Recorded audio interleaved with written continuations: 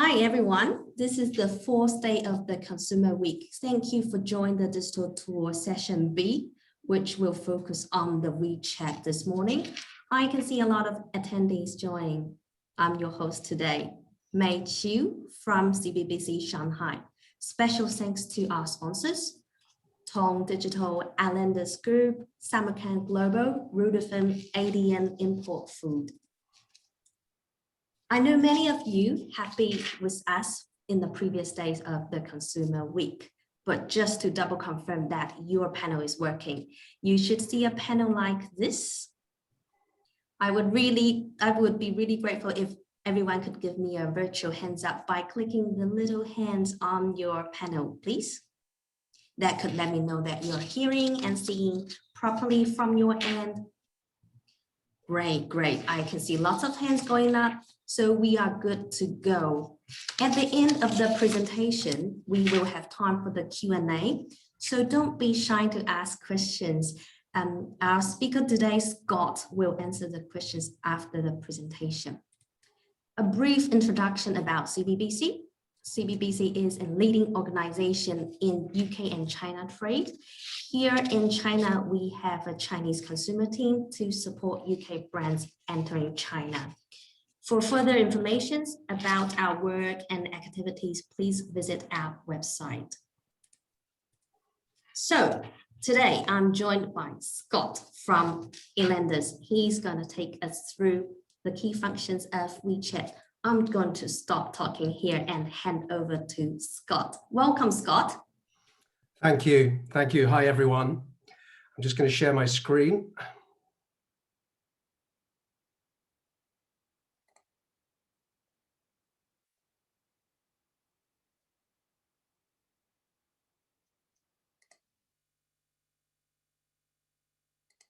Just wait a second. Okay, hopefully you can all see my my screen now. So yes, thank you for great. Thank you for everyone's time. Today we're going to be talking about WeChat and WeChat mini programs. So hopefully we can demystify what WeChat is and how it might be used by UK businesses. So I'm Scott Muir, and I'm a China e-commerce consultant working with Islanders. So in terms of the agenda for this presentation, I'm going to take a step back firstly and talk a little bit about the China digital landscape to set context. Then we'll jump straight into talking about what WeChat is. And then we'll look at how it can be used for individuals, but very much the focus here is how WeChat can be used for companies. And we'll then look at WeChat mini programs and explore what can be achieved through the mini program technology and what it is. So before I talk about WeChat, a few slides just on the digital landscape in China, again to set context. You may or may not be aware of the scale of this market. Everyone knows how big China is, but it accounts for 1/5 of the world's internet population and 40% of worldwide e-commerce transactions. Yet internet penetration is still quite low compared to Western internet penetration rates. So these figures could actually significantly increase in the coming years. So the way we describe China is very much as an unavoidable market, given the sheer scale of this market. What you should also be aware about the China market, you may already be aware, but is the fact that it's dominated by mobile usage. 80% of web access is via the mobile, which is significantly more than the Western mobile internet access, which is around about the 50% mark. So digital tactics are very much mobile centric in China.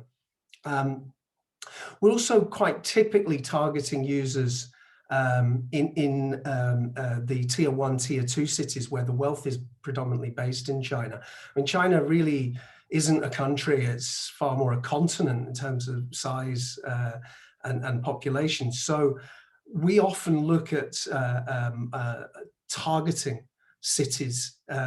Greater Guangzhou, for instance, has a population of over 100 million people. So cities are the size of some countries. So quite often tactics through digital channels can be pinpointed geographically to prove a concept and then move on to other cities, other regions. You may already be aware, but the familiar digital channels in the Western world don't really come into play when we're talking about reaching a mainland China audience, unless it's the expat audience who will be using Google and Facebook and Instagram through VPN. But targeting mainland China users, we're not looking at these channels, but each of these channels has a rough approximation in China. So that's a little bit of background. Okay, let's talk about WeChat and what is it exactly?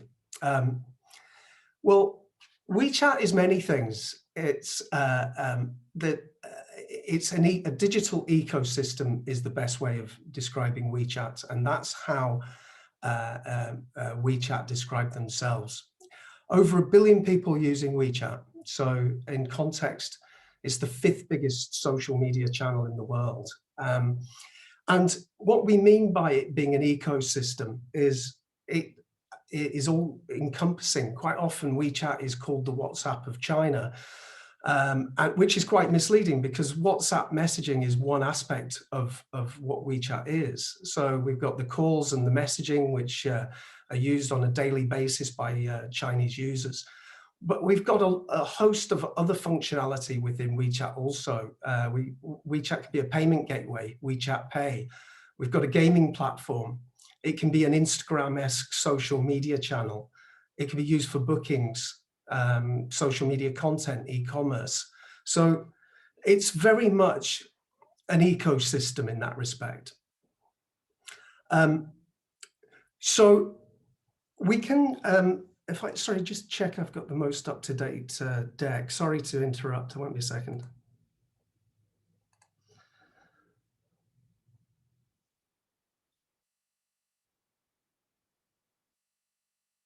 Yes, I have. While Scott is trying to reshare his file, here I would really like to encourage everyone to put your question in the Q&A box.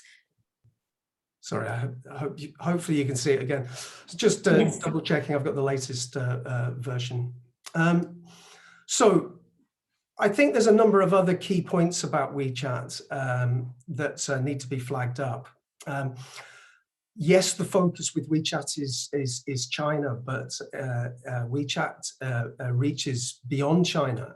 Singapore, for instance, has heavy WeChat usage. We can also target WeChat users traveling around the world. We've worked on campaigns targeting Chinese tourism to the UK, for instance. So the focus, of course, is mainland China, but we can reach a wider audience than mainland China through WeChat. I think one of the other points to flag up at this stage is that with WeChat, unlike social channels in the UK, for instance, like Twitter, Facebook, but also in China like Weibo, where the posts are frequent and quite short form. On China, the posts, on WeChat, sorry, the posts tend to be longer form, and as such have higher engagement rates. The average user of WeChat is reading the equivalent to a full novel per month on WeChat. So as a UK business looking to reach this market, we have a very engaged audience on WeChat. So it's a perfect channel to explore the backstory of a brand. Also, one of the advantages we believe of looking at WeChat as a means to reaching your China market, one of the advantages is it's compared to some of the other bigger channels like Tmall and JD, it's relatively low cost to prove the concept, because as you'll see in these slides, you can set up an e-commerce presence in a relatively easy manner. So to prove the concept, WeChat is a very effective channel. And as such, we believe it's a priority channel for Western businesses to market to a China audience. So with that in mind, We've got a few slides here about what WeChat means on a personal front. So you as an individual, rather than as a company, how do you set WeChat up? There's often, we're often getting asked questions about the process and the functionality. So we've got a few slides really just to explore that.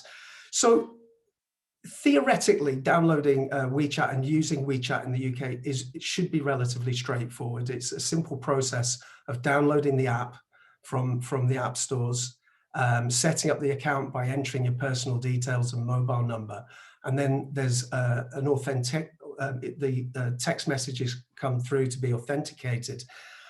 The complexity really is then it must be verified by another WeChat user. In the West, we're actually limited as existing WeChat users, how many times we can verify other users. So it's finding somebody that can verify it for you. But once that's all done, theoretically, the whole process shouldn't take very long and you're up and away. Once you've got your personal WeChat account set up, if you can see my cursor here, we have 4 main areas of the personal profile.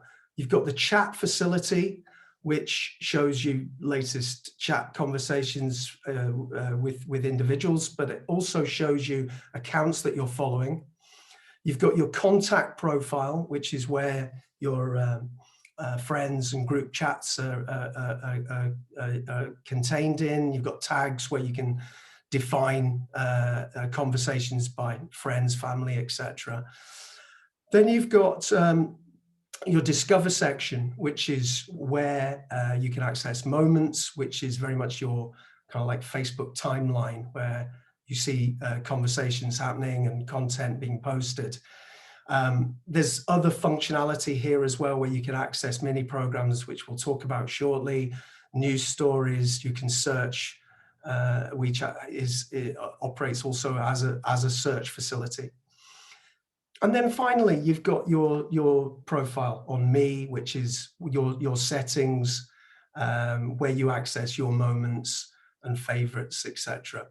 So that's the kind of very top line on WeChat as how to set it up and what the functionality is there available to you as an individual. The focus of this presentation is very much on, as businesses, how can we use WeChat to reach the China audience. So basically, we'll look at a number of things to do with managing a WeChat profile. The first piece that needs to be considered is obviously the setup. So as UK entities, setting up an official presence on WeChat has never been easier. It requires a number of documents to be submitted, and the whole process can take around 2 weeks, although we've seen it take effect within 3 or 4 days. So compared to 3 or 4 years ago, this process was far more testing.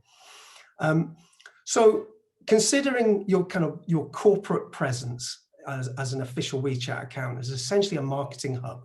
So a place where you can post content, you can reach your audience through advertising. But once the account is set up, you will appear, if you're being followed by individuals, under their chat button. The icon appears here within amongst other chats, basically. So the follower will be able to click on the icon, and that will take them to the WeChat's content for that brand. So that's the setup process. So just quickly, in terms of what documentation is required, a scanned business license, could be your UK business license, a scanned director's business card signed, and any trademark certification if it exists. The whole process typically takes up to, as I say, 2 weeks. So relatively straightforward process to get up and running. just a few pointers on what's required to do this. A Chinese national is required as an admin to process the application. So the application will be a series of boxes relating to the company, relating to the contact who's setting it up also. And one point to mention is once the account is set up, you have an official verified account. However, it does require some design work. So you can create a number of drop-down menus within your WeChat account containing Chinese content about who you are as a business, links to websites, kind of other background information of that nature. So that does require design. The whole process is, as I say, relatively easy to do, but does require a Chinese national to process the application, and with a little bit of web design is required to create the drop-down menus. So that's you set up on WeChat as a company. Then how are we using WeChat? What else needs to be considered at that point? Well, the first thing to consider is creating a content plan, having content populate the account to build up the story. So a couple of points to flag up relating to the content side of things. You're limited in terms of the volume of posts on WeChat as a service standard account to 4 pushes per month. A push can consist of multiple posts, so you're not limited just to 4 posts a month, but only 4 times. So really pushing content once a week. It's not a channel WeChat like I mentioned Facebook and Twitter or even Weibo, where there's content going up regularly and it being relatively short form content. This is engaging blog post like content. Could typically be over 500 words, use video, hashtags, and really a perfect vehicle to explore the backstory of your business. And it can be highly visual. Here's an example of a post which is very more infographic than text. You can see video panel here. This is one post split into 3 columns, so you can see how lengthy it is. So it can be very visual. At the other end of the spectrum, these posts can be quite predominantly text-based also. But couple of points also just to flag up that messaging in China is different, and what's accepted in China is different to the West. So avoid at all costs messaging that centers around very definitive statements around biggest or best, because that contravenes regulations in China and is certainly frowned on. So that's the kind of thrust of pushing content 4 times a month, so making it far more informed. Some of the companies we're engaged with will only do 1 post a month or even 2, but putting a lot of time and effort into the way they look. So consider it far more kind of blog type content and less the Facebook, Twitter type Weibo end. So content is then going into the account on a regular basis and engaging with people, but we obviously need to reach our audience. So how do we do that? Well, we do that through a number of ways. The very low-hanging fruit of getting people to engage with your WeChat account is using your own collateral, posting the WeChat QR code on your website, posting it on, publishing it on your business cards, for instance, and maybe pushing it through Western social media channels to ensure that anyone who's got WeChat is following you already within your sphere of influence. To reach people beyond people who already know you, WeChat advertising platform is the most effective way to build up followers in a targeted way. So there's various forms of advertising on WeChat, and each of these areas we could spend hours talking about. So I'm keeping it quite top line, but 2 of the most popular advertising means is moment ads. So Moment being the timeline stream of your account.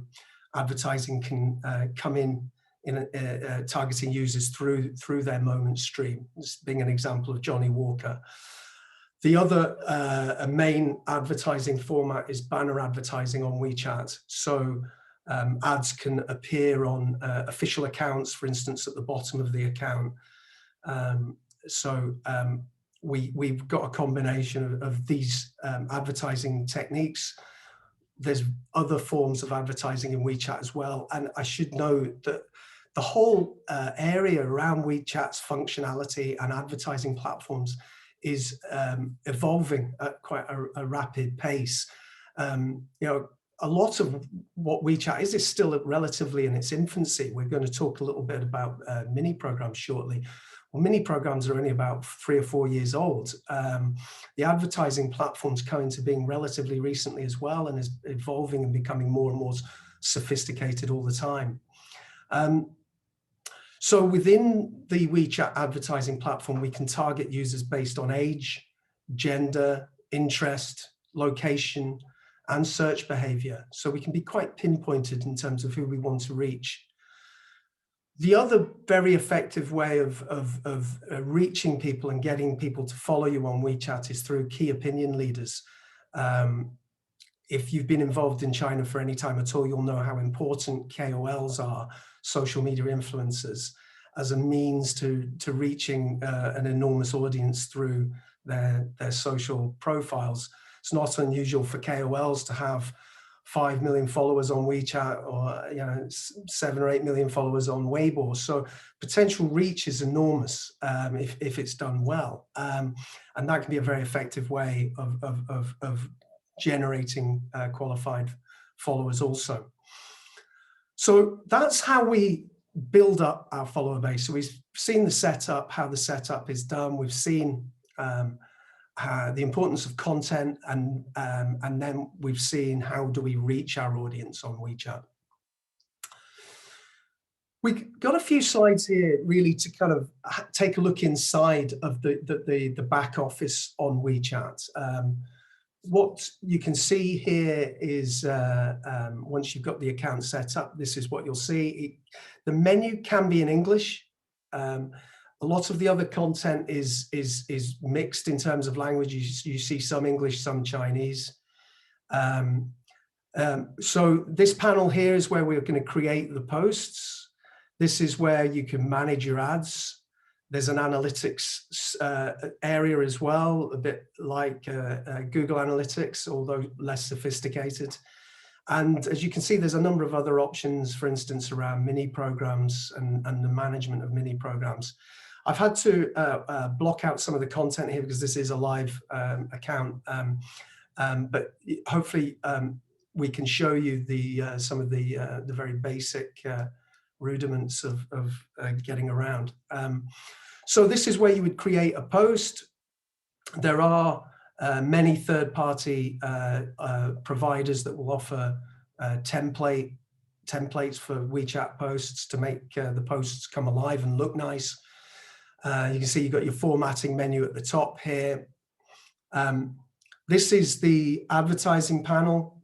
So if anyone is familiar with Google Ads, for instance, I guess, there's some similarities here in terms of looking at ad performance, seeing impressions, clicks, click-through rates, cost per clicks, etc.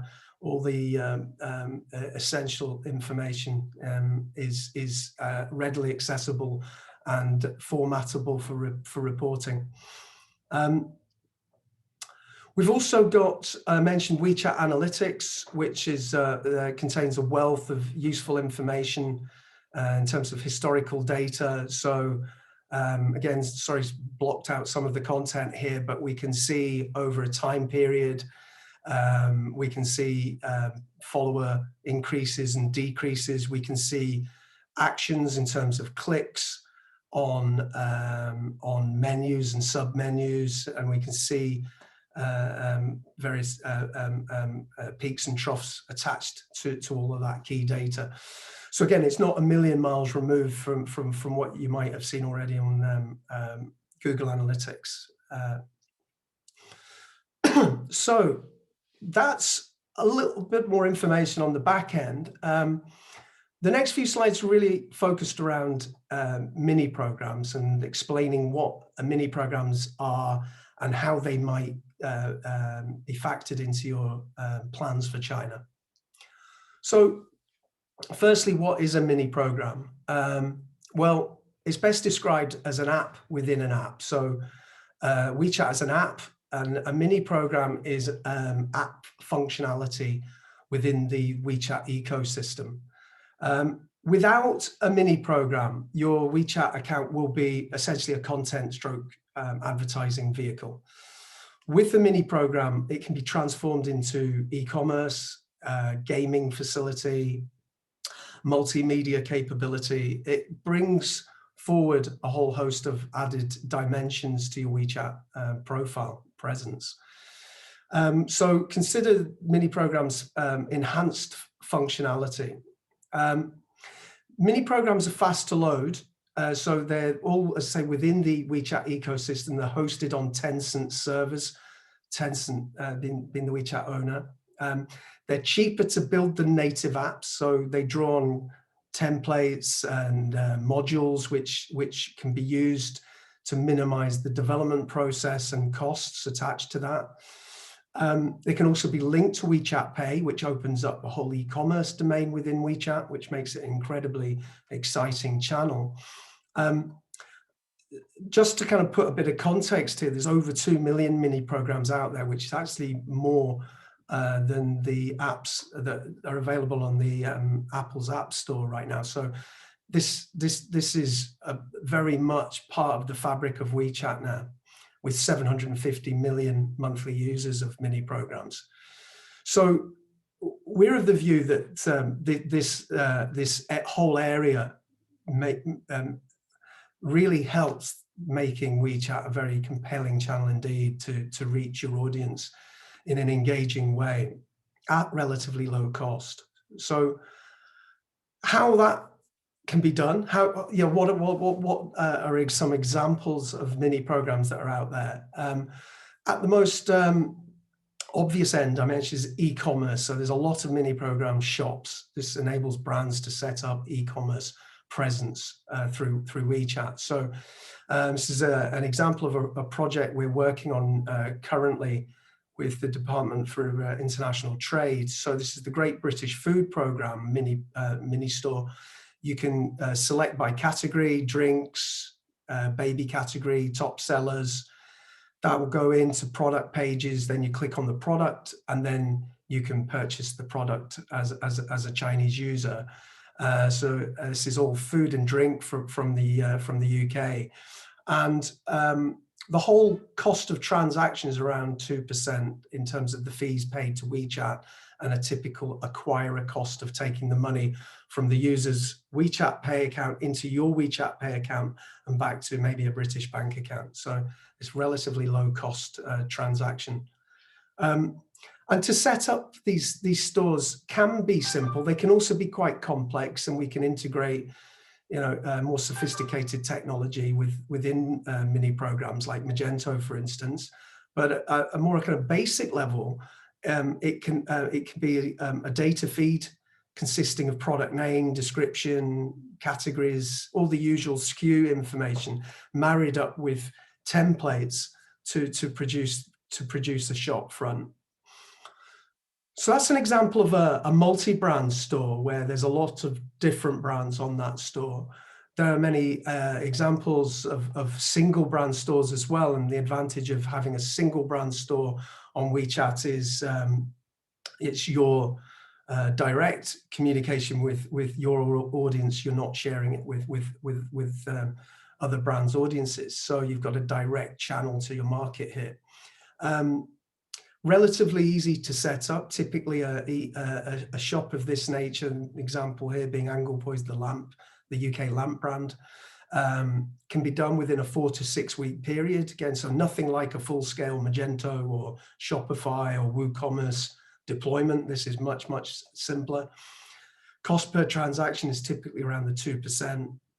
And as I say, as such, we consider these to be very effective proof of concept tactics. So, you know, I mentioned at the start of this presentation, some of the other bigger channels like Tmall and JD can be quite expensive and very busy spaces, very difficult to get noticed sometimes if you're a brand with relatively low brand awareness in China. Whereas WeChat's cost to reaching this market and developing an e-commerce profile in this way can be quite attractive, and consider it as a year one proof of concept to then lead up to the bigger e-commerce channels like Tmall and JD, which together account for about 80% of e-commerce in China. So mini program technology lends itself really well for flash sales as well. So there's this well quoted example of Tod's, who did a tie-in with an influencer, Mr. Bags, and they sold $1.5 million of bags in 6 minutes through a flash sale mini program. But it's not just about e-commerce. It can be multimedia, it can be informational. A very good example of a mini program was one developed by the Finnish Tourist Board. Finland historically has done very well from Chinese tourism, obviously pre-lockdown. And Helsinki in particular does very well. So the My Helsinki mini program is a platform, a mini program platform designed to tell Chinese tourists what's happening in Helsinki, where to book restaurants, where to get the best coffee, what's happening, buy tickets for the cinema or the theatre, for instance. So it's a great example of a city engaging with WeChat beyond the norm to build up that dialogue with Chinese visitors. And just finally, as another example of mini programs and how they can be used, they can be used as booking engines, which opens up a whole host of application within the hotel and restaurant space. This is an example of a student property business which enables the Chinese user to select by city. And then once you're on the city page, you can see the property that's available in the city. Then you can actually go in the property through 360 walkthroughs and then use WeChat Pay to put a down payment on the property and ensure it's booked. So there's many applications here. And just to clarify how the mini program can be presented within your content. So this is an example of content on WeChat for Crombie, the menswear brand. So there'll be multiple posts. The user can click on one post, see it in more detail, maybe like the look of that coat. This little icon here indicates that there's a mini program link. You can click on that, and then it takes you straight to the shop where you can select the coat and then purchase it. As I say, the money goes from the Chinese user's WeChat Pay account into the brand's own WeChat Pay account. So there's a wealth of other functionality which we've not really talked about too much here. As I say, we could spend hours talking about each of these areas, but live streaming has come very much into the fore within WeChat. So there's a number of applications that we can be using to promote something that's happening right now through video streaming. There's rewards and promo code functionality and live support chat functionality, gift card functionality. So hopefully that kind of clarifies what mini programs are and what opportunities they provide businesses and brands in the UK. So just to summarize what we've seen, WeChat is an enormous platform, over 1 billion users and growing. We've seen today the processes of setting up your own personal account. And we've also seen the processes at top line on how to set up your account as a company. And then we've looked at how to consider the use of content and the format of content and the regularity of posting.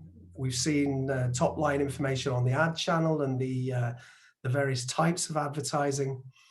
And we've also had a look behind the scenes to see where it is you create content and access analytics and ads data.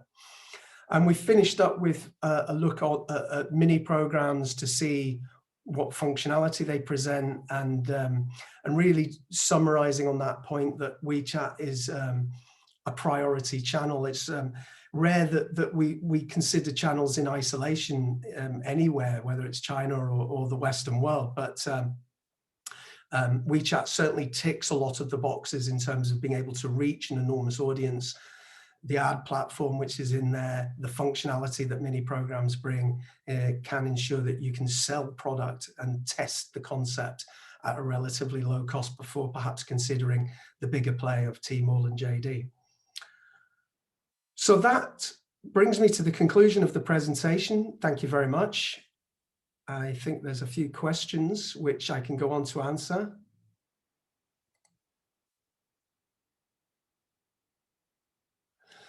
Okay, so we have a few questions. The first question I'll answer is, how much does it cost to advertise on WeChat? So how we typically approach the advertising on WeChat for a brand that is new to the market is we set the average, the monthly media spend a relatively modest amount to test the market, so we can then see what an average cost of click, engagement, follower, etc. is, and then off the back of that test spend we scale it up or scale it down accordingly. Media spend is not limited. You don't have to spend a certain amount of money on per month on WeChat, generally speaking, you know, the advertising costs are probably not too dissimilar to what you would expect to pay on Facebook or Western social channels. Some advertising costs we've seen certainly are cheaper in China than they are in the West, particularly on Baidu pay-per-click advertising, for instance. A question we've got in on what is the biggest concerns of using WeChat in terms of data security.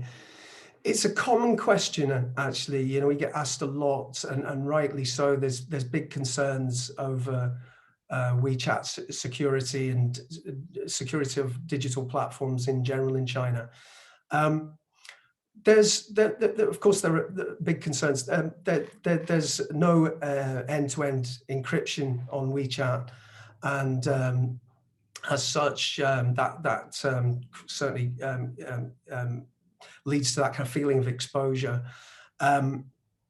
Kun, I don't know if you can jump in and perhaps answer that question.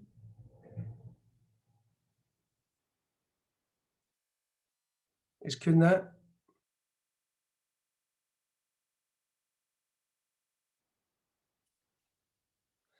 I don't think Kun's able to hear me for some reason.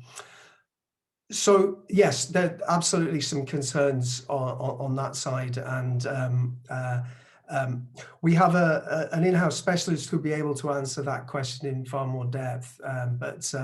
Yeah, I mean, I guess it's like any social platform, West or East. There's always concerns, and the West we're seemingly tying that down far more with the cookie control that's coming into place.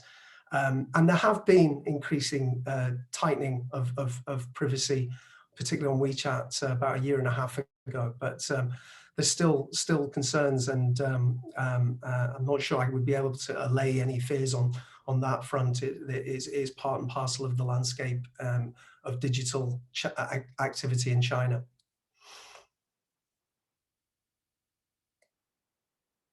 Okay. So there's a few other questions coming in. I think we're okay for time still.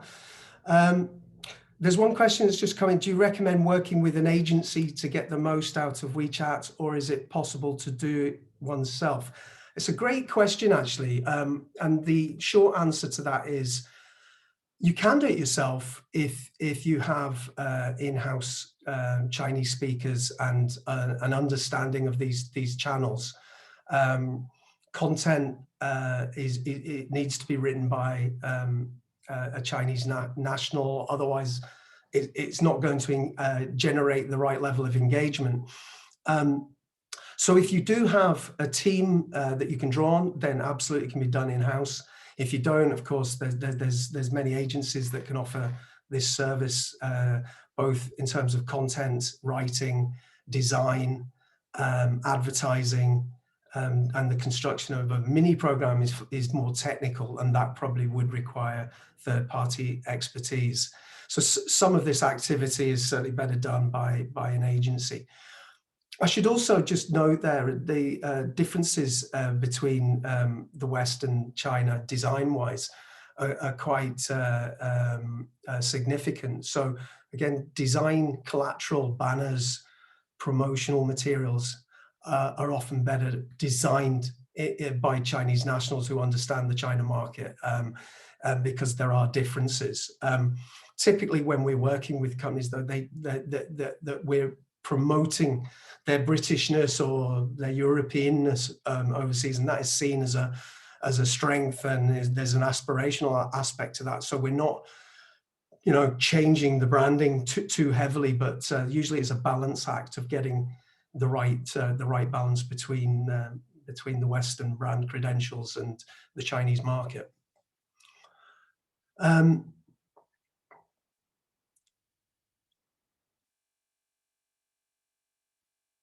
There's a question there that's just come in. Do you see WeChat help UK businesses doing business in the UK? And so another good question, and absolutely yes. Before COVID struck, we had a lot of conversations with hotels and restaurants on and tourist attractions in terms of how to use WeChat to market to a Chinese tourist market or Chinese students in the UK already. Certainly WeChat alongside Weibo and Baidu and all the other channels, Little Red, Douyin, all can play a key role in that respect. So yes, to answer your question, WeChat can absolutely be a channel to help UK businesses reaching Chinese users in the UK.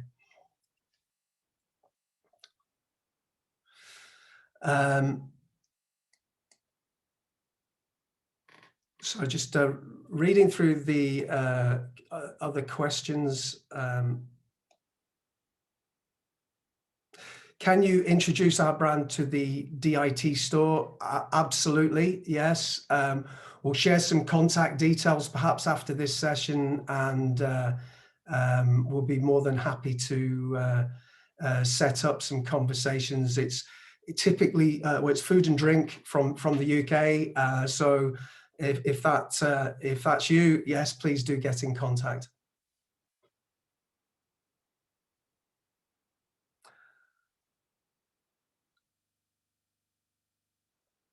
Another good question here, what are typical things that UK companies have fouled up regarding starting a presence on WeChat? So what are the things that are the things not to do? I think, personally, where we see the least traction on WeChat is where it's a straight repurposing of UK content without any localization. It's presented in simplified Chinese, but it's a straight copy of perhaps a blog post or social media post from the UK. Now, social media content, generally speaking, on WeChat, we're not talking about reinventing the wheel. Sometimes content that works on a blog or a social media channel over here might have some traction in China, but some consideration is needed there, and some localization is also needed to ensure that we're getting the right level of traction. So I think one of the areas that can lead to trouble is just assuming that your content doesn't need any changing. It's a straight translation job, and that is likely not to get too much traction. Without naming any names, I mean, certain things need to be avoided, like any military reference, for instance. And I mentioned in the presentation statements that state we're the biggest, we're the best.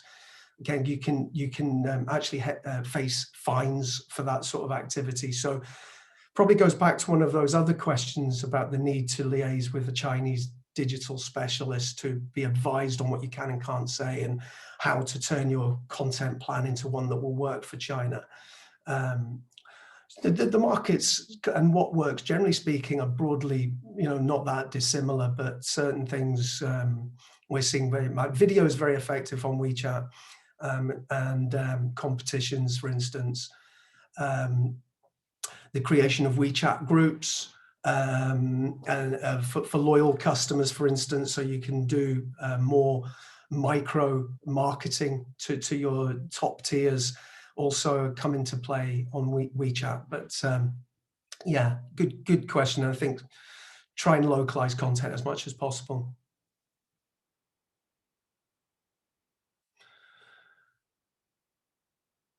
Okay, I think hopefully I've covered quite a few questions there. If anyone would like to speak further about any of these areas, please do contact us. We'd be more than happy to explore these themes in more depth. 45 minutes is quite a short time period to talk about all these areas, and I'm sure, say if anyone wants to delve into this further, I'd be more than happy to help. Okay, thank you very much, Scott. It was a very interesting presentation. I hope everyone enjoyed it. And please stay in tune with us for the last day of the Consumer Week. So tomorrow we will have Meet the China Influencers at 9 a.m. And also we will have another digital tour session, also a UK Super Brand Day live streaming that you are all welcome to watch. Thank you, everyone. This is end of today's session. Thank you. Thank you. See you tomorrow. Bye-bye. Bye.